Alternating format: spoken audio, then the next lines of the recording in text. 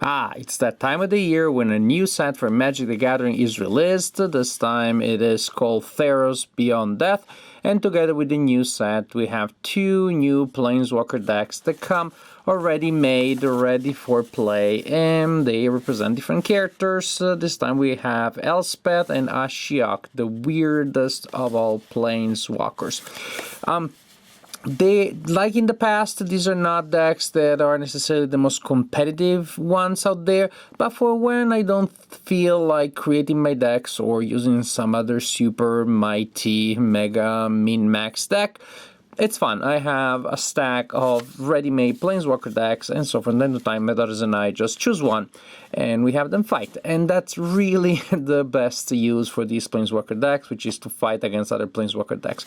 In particular, these two decks are really well balanced. We play them many times against each other and we find them to be more or less equally strong.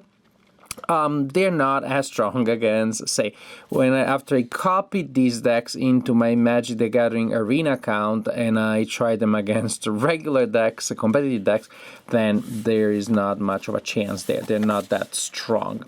Elspeth, she summons knights and other creatures and she upgrades them with artifacts and with enchantments. Ashiok, blue and black, and she does what blue and black do, which is to steal stuff from you and to destroy stuff. Now, more in detail, we have a couple of things here that don't matter all that much. And then again, black and blue. This is a new card. All of these are from Theros. But it shows a concept that we find in Theros, which is devotion, which is the number of mana symbols that you have in play. So this guy's devotion is equal. This guy toughness is equal to devotion 2 black. So if I play this one, and this is the only card that I have that has black symbols, now the toughness is 2 because I have 2 of those symbols there. Devourer of Memory, what a better name for Ashiok's pet. Whenever one or more cards are put into your graveyard from your library, which may happen because there are a lot of effects that make you discard cards, the Devourer of Memory gets +1/+1 and can't be blocked. And just in case you were wondering, you can spend mana to do precisely so. We have the Harpy. She flies, as harpies are supposed to, but also beginning of a combat on your turn. Each player puts the top 3 cards of the library into their graveyard, so you see what happens there. Final Death. It's funny, in Magic the Gathering you have to specify when death is sort of death or when it's final, which is better than, say, a murder effect because it exiles things. Underworld Charger, not so extraordinary the first time around. Can't even block, but it can escape from hell. Another effect that we find a lot in Theros Beyond Death, which is you pay the cost, exile cards from your graveyard, and then it comes back even better than before. This is also one of the reasons why you want a lot of cards in your graveyard, so you can trigger the escape effects and pay all the costs.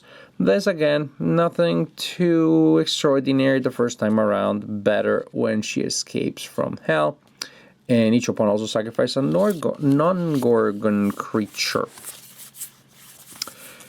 And then we have... I'm not going to go through every card. So for some of these you can just pause and read the description. But as you can see, a lot of these do interact with your graveyard. They put cards into your graveyard, take them out from your graveyard. It's all about the graveyard. Here we have Fluffy taking a nap, which is like mystical sleep, like other things that force a creature to be tapped, but cheaper than a lot of those other ones, but it only lasts temporarily. Ashiok's Forerunner, she looks like a dancer from, I don't know, a nightclub from the 1940s, but her job is to find Ashiok in your deck or in your graveyard. Where is she, by the way? Elite Instructor, just a fairly opening card, not too much, but lets you draw cards and discard a card. Ashiok, you are one sneaky, mysterious planeswalker But here you are, the Sculpture of Fears, and I feared I had lost you, my dear. Ashiok, Sculpture of Fear. +2, draw a card, and each player puts the top 2 cards of library into the graveyard. -5, put a target creature from a graveyard onto the battlefield under your control. So, blue and black, I know you're already thinking Agent of Treachery. So am I. That's a good way of playing that card. Gain control of all creatures. Oh, that's just rude.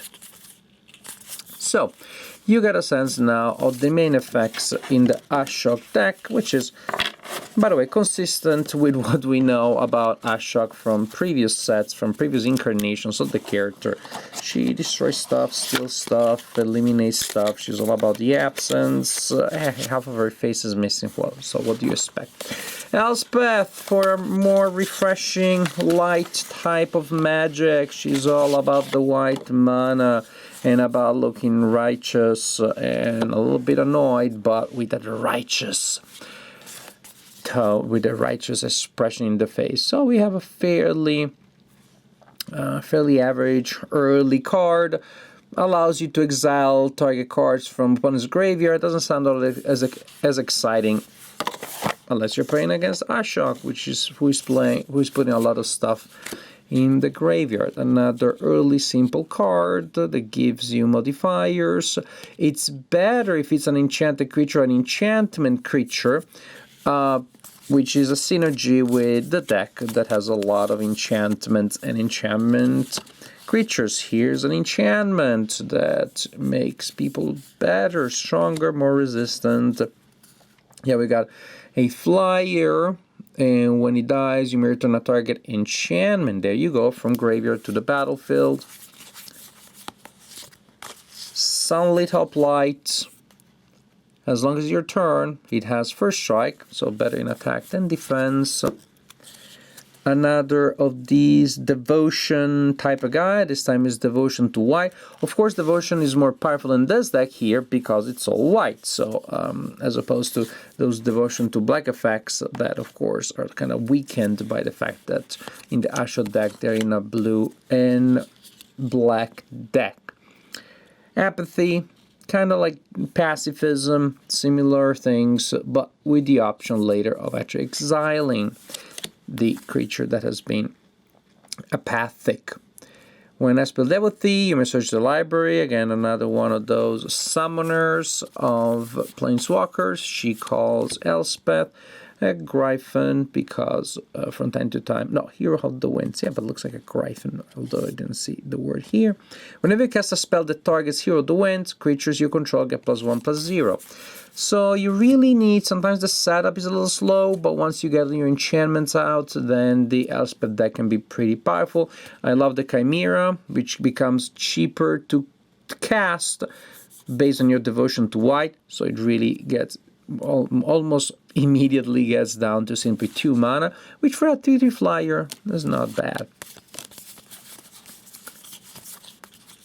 The Eidolon of Inspiration. Not inspired yet. Beginning of a combat on your turn, target creature gets +2/+0. So you see the pattern of they help each other, they buff each other. It's all about starting with creatures that are sort of underwhelming and then modifying them. This is a really good one. I like very much because she gets vigilance and she untaps another target creature that gets power and toughness for 4 and indestructible. And then here we have our undaunted hero Elspeth herself. And +2, you get to place +1/+1 counters on up to 2 target creatures. When you put that together with all of those other buffs that can be really powerful, you search the library or graveyard for the Sunlit Hoplite. I don't know exactly how it's pronounced. And then until the end of the turn, creatures you control gain flying as +1/+X/+X, while X is your devotion to white. And by the time she's around and she has 8 loyalty, your devotion to white is probably going to be 10 or 12. So that is definitely one of those pretty much game-winning effects. So these are the 2 decks played. By themselves, again, they're best played, best used against other pre-made Planeswalker decks. To be competitive, you'll need to modify, to add things. Maybe you just take some select cards from here and you add them into other decks because they're Planeswalker decks. They're fun for when you don't want to worry about making a deck or tweaking a deck. I like them as just ready-made play tools, and as such, they're good. Elspeth and Ashiok, two nice and fun decks, balanced against each other, fun to use, again, not super competitive, but enjoyable.